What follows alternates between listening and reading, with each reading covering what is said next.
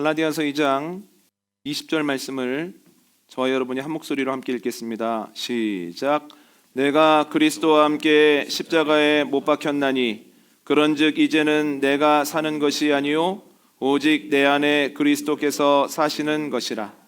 이제 내가 육체 가운데 사는 것은 나를 사랑하사 나를 위하여 자기 자신을 버리신 하나님의 아들을 믿는 믿음 안에서 사는 것이라. 아멘. 기다림은 결코 만만한 것이 아닙니다. 기다리다가 낙심하고 기다리던 중에 주님을 떠나기도 합니다. 그럼에도 불구하고 주님은 그의 사람들에게 기다림의 시간을 주시고 때때로 그 시간에 버거운 훈련도 시키십니다. 왜냐하면 기다림에는 유익이 있기 때문입니다. 그런데 그 유익은 있으면 좋은 것 정도가 아니라 반드시 있어야 하는 것이기에 기다림과 훈련을 주신다는 거예요. 하나님께서는 그 사람들을 제대로 끝까지 사용하시기 위해서 기다림을 주시는데요. 성경에 나오는 인물들, 저희가 지금까지 나누었던 아브라함도 모세도 요셉도 다윗도 예외가 아니었습니다. 그리고 오늘 함께 나누게 될 바울도 여기에 해당합니다. 바울은 기독교 역사상 가장 뛰어난 복음 전도자입니다. 그런데 바울이 전할 때에도 모두 동일하게 감사합니다, 아멘으로 받아들였던 것은 아닙니다. 크게 네 가지의 반응이 있었는데요. 첫 번째 반응은 복음에 날선 반응을 하는 이들이 있었습니다. 유대인들이 여기에 해당합니다. 복음을 전하면 받아들이지 않을 뿐만 아니라 복음을 전하는 바울까지도 밀어내고 복음 전파를 방해하려고 했다는 거예요. 두 번째는 복음을 시시하게 생각하는 사람들도 있었습니다. 2차 선교 여행 때 갔던 아덴 사람들이 그랬습니다. 아테네에 있는 사람들은 학문적인 호기심과 또한 신에 대한 여러 가지 열정들이 있었으나 예수님이 육체적으로 부활하셨습니다 라는 이야기를 듣는 순간 복음을 시시하게 생각하고 복음을 전하는 바울을 조롱하기 시작했다라고 하는 거예요. 세 번째는 복음을 아주 잘 받아들인 사람들도 있었습니다. 2차 선교 여행 때 갔던 데살로니가나 베레아에 있는 사람들의 마음밭은 옥토였다라고 하는 거예요. 네 번째는 복음을 잘 받아들이려고 하지도 않고 복음을 받아들여 변화를 경험하다가도 마음을 놓으면 금세 본래의 자리로 돌아갔던 사람들도 있습니다. 고린도 교회 사람들이 여기에 해당합니다. 바울이 2차 선교 여행 때 예정에 없던 고린도를 가게 됩니다. 그런데 고린도는 전형적인 항구 도시의 특징을 가지고 있었습니다. 첫 번째는 물질 만능, 두 번째는 성적 타락, 세 번째는 우상 숭배였습니다. 그들은 전형적인 모습을 가지고 있었을 뿐만 아니라 항구 도시 중에 비교해도 그 정도가 심했다는 거예요.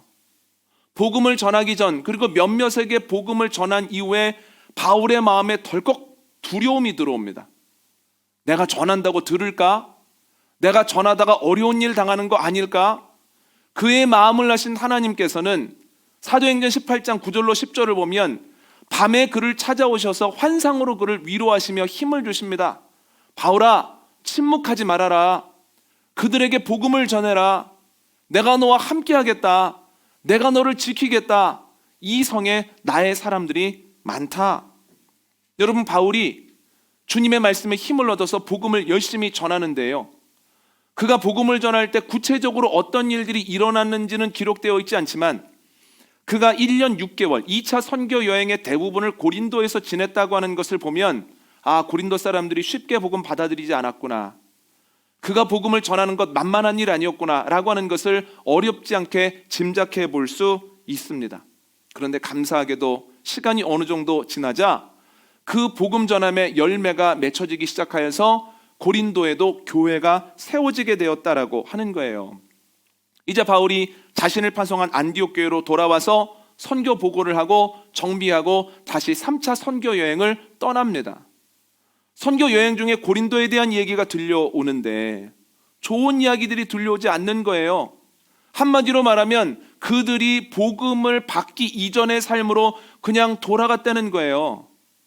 성적으로는 다시 타락하고 우상 숭배하는 사람들이 늘어나고 회복되었다고 믿었던 가족들은 깨어지게 되어지고 교인들끼리 얼마나 싸우는지 이 안에서는 해결이 안 되어서 세상 법정에서 싸우는 일들이 많았다는 거예요. 교회 밖에 있는 사람들이 야, 교회 사람들 더 무섭네, 교회 사람들이 훨씬 매섭네 라고 생각하는 가운데 교회의 위신이 계속해서 땅바닥에 떨어지게 되었다라고 하는 거죠. 좀 안타까운 것은 그들은 은사를 가지고도 싸웠습니다. 은사를 받았느냐 받지 못했느냐, 은사를 받았다면 어떤 은사를 받았느냐에 따라서 누군가를 무시하기도 하고 누군가를 시기하기도 하고 질투하기도 했다라고 하는 거예요. 여러분, 바울은 그 고린도 사람들이 지금 어떻게 해야 되는지를 적어서 편지를 보내는데 이것이 고린도 전서라는 거예요. 그런데 편지를 받으면 고린도 사람들이 제자리로 금방 돌아올 줄 알았습니다. 근데 이게 웬일입니까? 편지를 받은 고린도 사람들이 제자리로 돌아오기는커녕 그 편지를 쓴 바울, 본인들에게 복음을 전했던 바울 선생을 비난하는 거예요. 뭐라고 얘기를 하냐면 그는 글은 시원시원한데 얼굴로 보고 말을 들으면 시원치 않아. 편지는 그럴싸해 보이지만 만나면 우리 앞에서 아무 말도 하지 못할 걸, 이렇게 비아냥거리는 사람들이 늘어나고, 또 어떤 이들은 바울은 사도가 아니다, 가짜 선생이다 라고 주장하는 이들도 있었다라고 하는 거예요. 이 소식을 듣고 바울이 다시 편지를 씁니다. 이번에도 마음을 돌이키지 아니하면 내가 모든 일정을 미루고라도 고린도에 갈 것이다.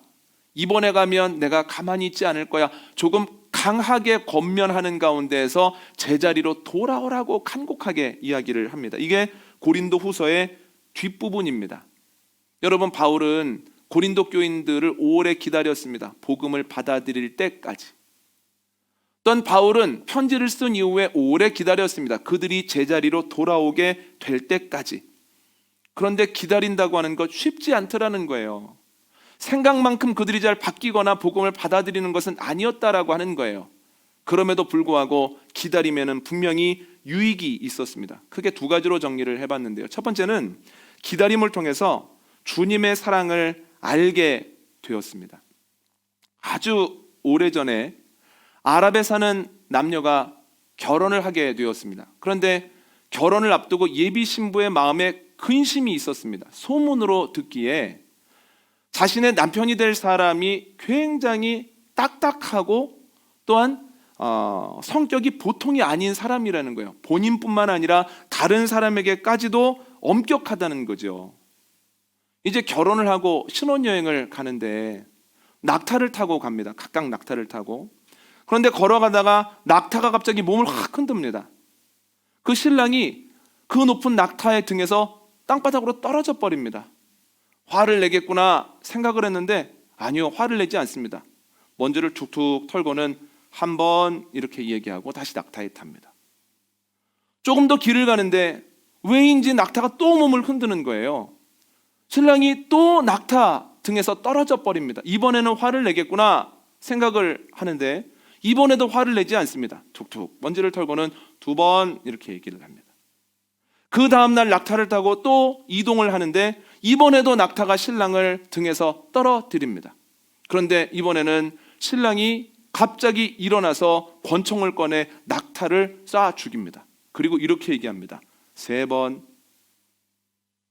이 모습을 보고 신부가 얼마나 기가 막힌지, 낙타를 죽이면 어떡하느냐고, 좀 떨어뜨렸다고 해서 총을 쏴서 죽이면 어떡하느냐고, 당신 잘못했다고 계속 이럴 거냐고 계속해서 얘기를 하는데 남편이 묵묵하게 듣고 있다가 이렇게 이야기를 합니다. 한 번. 이게 뭘 뜻합니까? 이제 한 번 참았다는 거예요. 이제 2번만 더 하면 가만히 두지 않겠다라고 하는 이야기를 한 거죠. 여러분, 우스갯소리입니다만 이 우스갯소리를 듣고 또 설교 안에 예화로 사용하기 위해 정리하는 가운데에서 신랑의 모습이 저와 무척 닮은 것 같다라고 하는 생각을 했습니다. 정해놓은 기준이 있습니다. 그 기준까지는 잘 참습니다. 1번, 2번, 3번 참다가 그 기준을 넘어서게 되어지면 저도 모르게 매우 엄격하게 되고 매섭게 되고 다른 사람에게 상처를 줄 때가 있다고 하는 것을 생각할 때 이게 단순한 우스갯소리가 아니구나, 내 이야기이겠구나 라고 하는 생각을 해보았습니다. 여러분들은 어떠십니까? 이 예화에 나오는 신랑의 모습과 여러분들은 무관하십니까?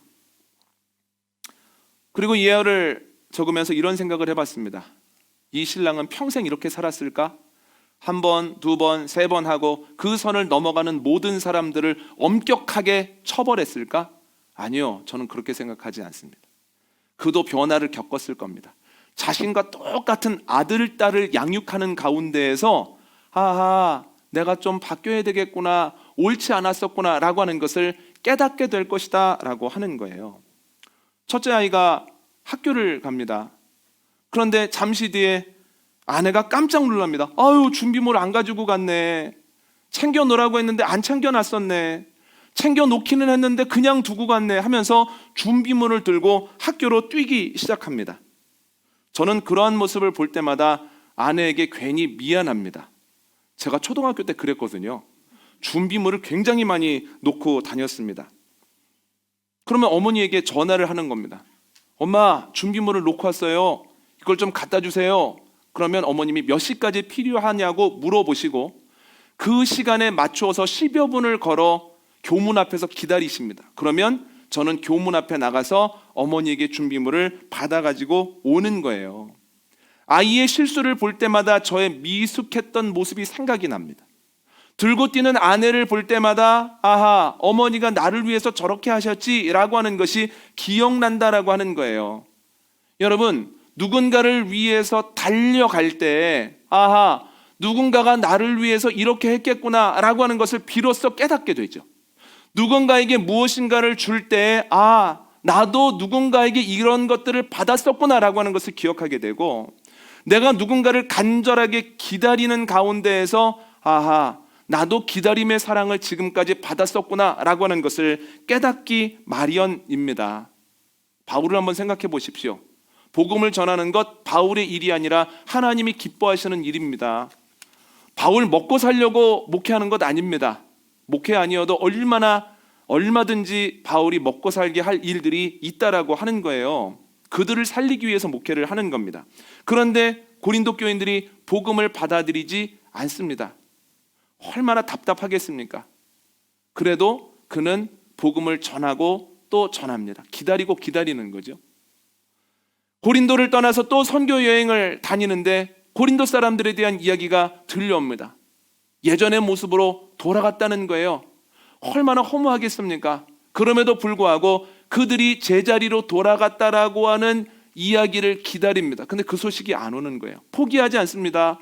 그래서 그들이 어떻게 하면 제자리로 돌아갈 수 있을지를 편지에 적어서 보냅니다. 그리고 그들이 제자리로 돌아갔다라고 하는 소식을 듣고 싶어서 매일매일 소식을 기다리는데 아무런 소식이 없더라는 거예요. 복음을 전할 때 기다리고, 아픈 소식을 들었을 때 기다리고, 편지를 전해주고도 기다리죠. 참 힘든 일입니다. 그러나 그 기다림에는 유익이 있었다라고 하는 거예요. 그는 기다리는 시간 동안에 아하, 주님도 나를 이렇게 기다리셨구나. 주님도 나를 이만큼 기다리셨구나. 기다림의 은혜를 나는 받은 자였구나 라고 하는 것을 그들을 기다리는 가운데에서 깨닫게 되었다라고 하는 거죠. 한번 말씀 찾아볼까요? 로마서 3장 23절로 25절입니다. 로마서 3장 23절로 25절은 242면 즈음에 있습니다.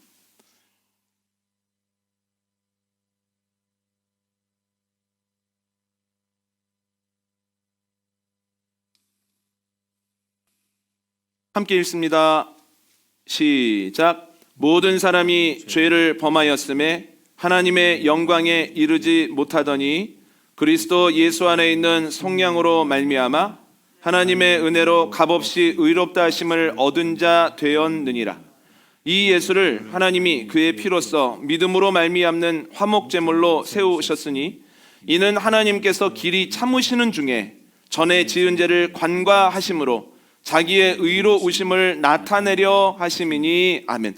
로마서는 바울의 신앙 고백을 토대로 하고 있습니다. 그래서 사람은, 인간은, 모두가 라고 하는 단어 대신에 나 바울은 이라고 하는 단어를 넣어도 전혀 어색하지 않습니다. 오히려 뜻이 확실해지는 경우가 많습니다.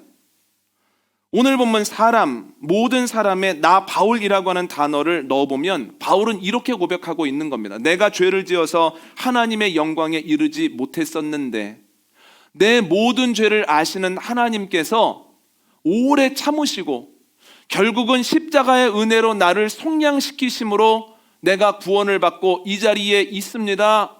무엇을 깨닫고 감사하고 있습니까? 하나님의 오래 참아주심에 대해서 감사하고 있습니다. 하나님이 몰라서 속으신 것이 아니라 하나님이 다 아시면서도 속속들이 아시면서도 기다려주셨다라고 하는 거예요. 누군가를 기다리는 가운데에서 나는 기다림의 사랑으로 여기까지 왔었구나 라고 하는 것을 비로소 크게 깨닫게 됩니다. 누가복음 15장을 보면 둘째 아들을 기다리는 아버지의 비유가 나옵니다. 그런데 그 비유에 나오는 둘째 아들이 언제 아버지의 사랑을 가장 크게 느꼈을까요? 물론 자신이 거지꼴이 되어서 돌아왔을 때 아버지가 물리지 않으시고 자신을 안아주시고 다시 가락지를 끼워주시는 그때에도 아버지의 사랑을 느꼈겠지만 보다 깊이 보다 섬세하게 느꼈던 것은 본인이랑 똑같은 자녀를 낳아서 키우는 가운데에서 그 자녀가 분깃 달라고 하고 자기 마음대로 이리저리 돌아다닐 때 그를 기다리는 가운데에서 아버지 사랑이 이런 거였구나, 아버지의 기다림이 이렇게 크고 놀라운 것이었구나라고 하는 것을 깨닫게 되었을 것이다 라고 하는 거예요. 여러분, 지금 가족을 위해서, 사랑하는 이들을 위해서 기도하고 계십니까? 그들이 복음을 받아들이고 구원받게 해달라고 간구하고 계십니까? 그런데 그가 복음을 받아들이지 않는 것이 마치 자신의 사명인 것처럼 유대인들처럼 날석에 반응하고 있습니까? 쉬운 일이 아니죠. 자녀가 인격적으로 하나님을 만나도록 열심히 노력하고 기도하고 힘씁니다. 그런데 자녀들은 아는지 모르는지 주님과 인격적인 만남을 하지 못합니다. 번번이 자녀의 신앙 문제가 우리 가정에 어려운 점이 될 때가 있습니다. 기다림이 쉬운 일이 아닙니다.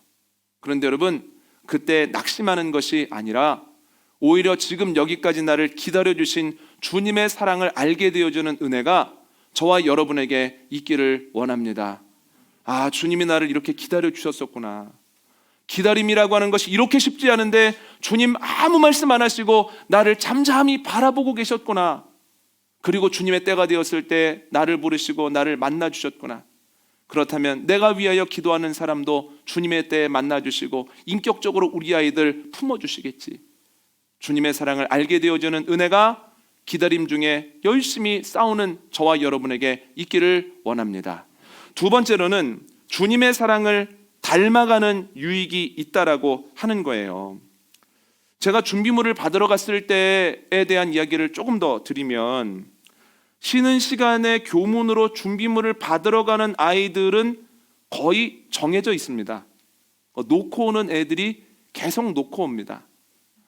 이 말은 교문으로 준비물을 가지고 오는 어머니들도 대부분 결정되어 있습니다. 당연하지 않겠습니까? 그럼 분위기를 생각해 보면 좀 묘합니다. 만나는 분들이 계속 만날 거 아닙니까? 교문에서 같이 기다릴 것 아닙니까? 종종 보기는 하는데 인사를 해야 되겠습니까? 안 해야 되겠습니까? 매번 만나니까 인사를 안 하기는 뭐한데 또 애가 준비물 놓고 가서 그 앞에 서 있는 것이 뭐가 자랑이라고 서로 반갑게 인사를 하겠습니까? 그러니까 이러지도 못하고 저러지도 못하는 상황이에요. 계속 교문으로 나가보면 저희 어머님 말고도 몇 분이 서 계신데 낯익은 얼굴들이 꽤 있다라고 하는 거예요. 그런데 하루는 그 어머님 중에 한 분이 아이에게 준비물을 건네주자마자 아이의 등을 때리려고 시도를 합니다. 그러니까 아이가 준비물만 받아가지고 운동장을 가로질러서 막 도망가기 시작합니다. 어머니는 끝까지 때리겠다는 의지를 가지고 아이를 따라서 운동장을 가로질러 갑니다. 결국은 아이가 어머니보다 빨랐습니다. 그러니까 어머니가 숨차 하시면서 돌아오시는 모습을 뒤로하고 저도 교실로 들어갔습니다. 아마도 아이 기다리는 동안에 오기만 해봐라, 이번에는 내가 등판을 한 대 때려줄 거야, 이런 생각을 하셨던 모양이에요. 그런데 생각해보면 제 어머니는 한 번도 분을 내시지 않았습니다. 오히려 준비물이 언제 필요하느냐고 물어보시고 점심시간 이후에 필요합니다 라고 하면 그러면 4교시 마치고 점심 먹기 전에 와서 이 준비물 받아가라, 이렇게 말씀을 종종 하셨습니다. 매번은 아니고. 그러면 어떤 날 나가보면 어머님이 한 손에는 준비물을 가지고 계시고 한 손에는 뜨겁게 끓인 국이 식지 않도록 이렇게 수건에 싸가지고 오셨어요. 그러면 그 국을 가지고 들어가서 친구들과 맛있게 먹었습니다. 뭐 그때는 맛있다, 고맙다 요 정도 생각을 했었는데요. 지금 생각해 보면 뭐가 이쁘다고 그렇게까지 하셨을까?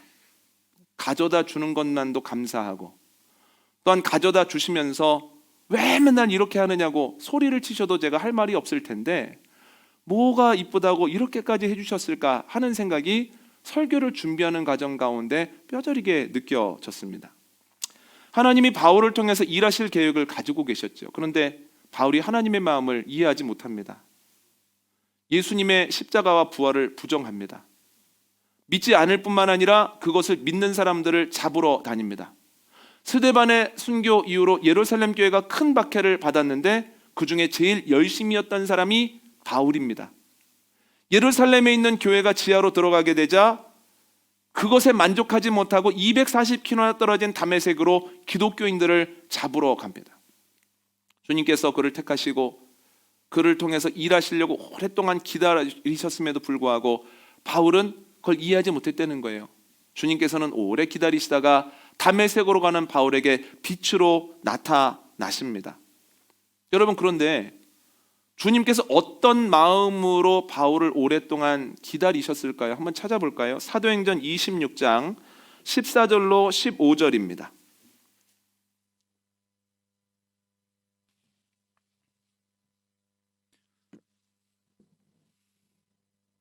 사도행전 26장 14절로 15절은 233면 즈음에 있습니다. 사도행전 26장 14절과 15절입니다. 시작. 우리가 다 땅에 엎드러짐에 내가 소리를 들으니 히브리 말로 이르되 사울아 사울아 내가 어찌하여 나를 박해하느냐. 가시채를 뒷발질하기가 내게 고생이니라. 내가 대답하되 주님 누구시니이까. 주께서 이르시되 나는 내가 박해하는 예수라. 아멘. 바울이 예수님의 부르심을 받는 장면이 사도행전 9장에 한번 나오고 사도행전 26장에도 나옵니다. 그런데 26장에는 사도행전 9장에 나오지 않는 내용이 하나 나오는데 빗속에서 이런 말씀도 하십니다. 바울아 가시채를 뒷발질하기가 내가 고생이다. 공동번역은 이 구절을 이렇게 번역합니다.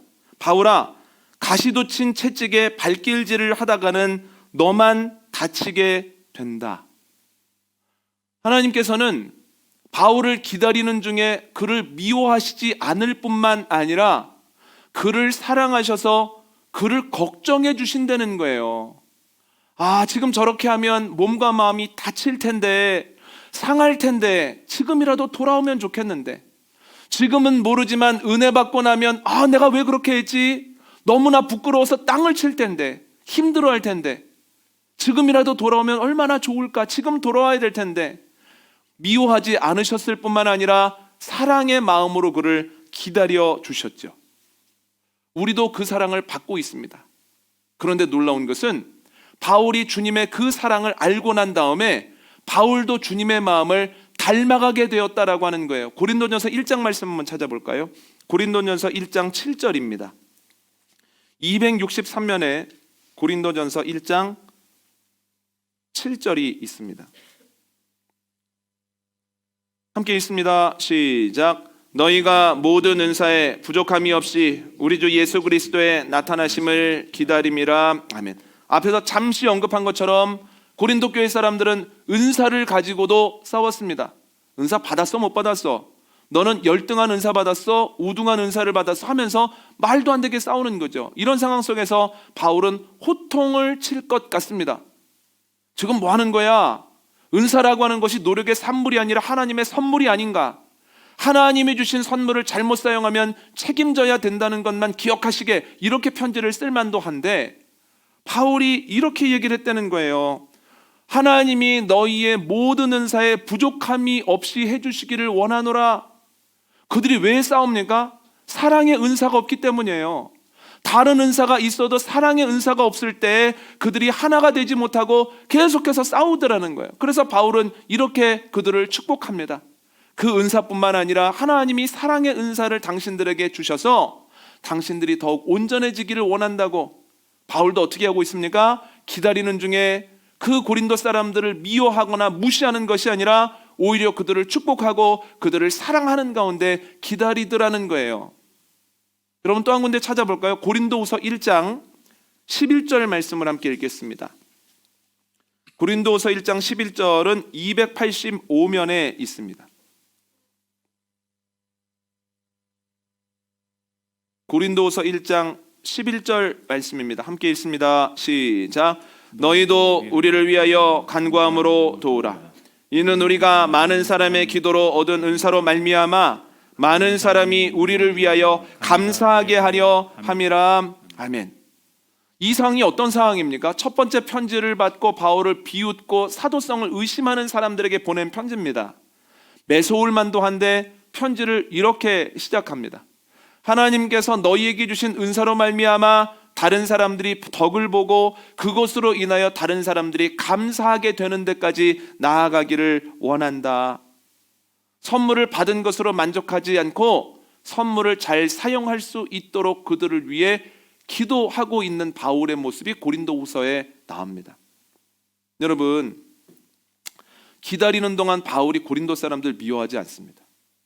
그런데 이것은 하나님으로부터 왔습니다. 예수님으로부터 왔죠. 우리도 기다리시면서 미워하지 않으시고 오히려 걱정하시고 우리를 사랑으로 대해주시는 주님의 사랑 앞에 모두가 있다라고 하는 거예요. 옥하는 목사님은 문 밖에서 기다리시는 하나님이라고 하는 책을 통해서 이렇게 이야기를 합니다. 제가 읽겠습니다. 흔히 이 대목을 가리켜 예수님의 탕자의 비유라고 하는데 사실 성경 어디에서도 하나님이 탕자라고 표현하신 적이 없습니다. 설교자들이나 성경 해석자들이 탕자라는 말을 붙였지만 하나님은 아들에게 이 말을 붙이지 않으셨습니다. 하나님은 예수를 믿지 않고 사는 모든 인간을 향해 죄인이라고 말씀하시기보다는 죽은 자라고 말씀하시고 탕자라고 말씀하시기보다는 잃어버린 자라고 말씀하십니다. 자식을 잃어버린 경험이 있습니까? 길을 잃고 돌아다니는 아들보다 집 안에 있는 아버지의 마음이 더 애가 탄다는 것을 우리는 알고 있습니다. 잠을 자지 못하고 고통하는 사람은 자식 쪽보다는 아버지 쪽입니다. 둘째 아들을 기다리는 아버지의 비유에서 아들을 기다리는 아버지는 기다림의 시간 동안에 한 번도 자신의 둘째 아들을 미워하거나 안목이 부족하여 그 고생하는 것 당연하다라고 통쾌하게 여기거나 또한 그를 무시하지 않았다라고 하는 거예요. 멀리에서 얼마나 고생할까, 상처를 받을까 전전긍긍하죠. 지금이라도 빨리 돌아와서 그가 편안함에 거했으면 좋겠다라고 하는 것이 아버지의 기다리는 마음 아니겠습니까? 여러분, 우리도 그 사랑을 받고 있다는 거예요. 그렇다면 우리가 해야 되는 것은 무엇입니까? 주님이 우리를 어떻게 기다리시는지를 깨닫고 그 주님의 마음을 닮아가야 한다라고 하는 겁니다. 누군가에게 복음을 전했는데 그 복음에 날선 반응을 보이거나 내가 전하는 복음을 시시하게 생각하면 한 번, 두 번 해보다가 그 사람에 대한 미움과 날카로운 마음이 자연스럽게 일어나기 마련입니다. 그런데 그때 그를 미워하거나 그에게 날카로운 생각을 갖거나 혹은 안전할 거야, 자기가 그냥 그렇게 있다가 걷었으면 좋겠어 라고 미움으로 포기하는 것이 아니라 주님도 나를 기다리실 때 미워하지 않으시고 사랑하셨지, 주님께서 나를 걱정하면서 기다리셨지 하는 것을 기억하고 사랑으로 기다리고 또한 그를 걱정하는 가운데에서 더욱 기도하는 것이 우리가 해야 될 바다라고 하는 거예요. 여러분, 기다림의 시간을 통하여서 사랑으로 기다리신 주님, 걱정하면서 우리를 기다려주신 주님의 모습을 닮아가는 은혜가 저와 여러분에게 있기를 원합니다. 주님의 기다림의 마음을 알게 되고 주님을 닮아 주님처럼 기다렸던 바울의 고백을 읽으면서 말씀을 마치려고 합니다. 오늘 본문입니다. 갈라디아서 2장 20절 함께 읽겠습니다. 갈라디아서 2장 20절입니다. 시작. 내가 그리스도와 함께 십자가에 못 박혔나니 그런즉 이제는 내가 사는 것이 아니요 오직 내 안에 그리스도께서 사시는 것이라. 이제 내가 육체 가운데 사는 것은 나를 사랑하사 나를 위하여 자기 자신을 버리신 하나님의 아들을 믿는 믿음 안에서 사는 것이라. 아멘. 오늘 말씀 정리합니다. 바울은 사역을 하는 동안 고린도 교인들을 비롯한 많은 사람들을 아주 오랫동안 기다렸습니다. 기다리는 거 쉽지 않았습니다. 그러나 기다리면 유익이 있었는데 첫 번째는 기다리는 동안 주님의 사랑을 알게 되었습니다. 아, 내가 구원받고 이 자리에 있는 것 오래 기다려주신, 오래 참아주신 주님의 사랑 때문이었구나. 기다리는 동안에 기다림의 사랑을 알게 됐죠. 두 번째는 주님의 사랑을 담게 되었습니다. 주님께서는 바울을 기다리는 동안 바울을 미워하시지 않았습니다. 오히려 더 사랑하시고 더 걱정하셨습니다. 바울도 그 주님의 마음을 알았을 때 바울도 기다리는 가운데 사랑하고 걱정했다라고 하는 거죠. 우리도 기다림을 통해 주님이 기다려 주셨음을 알게 되고 사랑으로 기다려 주신 주님을 닮게 되어지는 복된 은혜를 누리게 되기를 원합니다.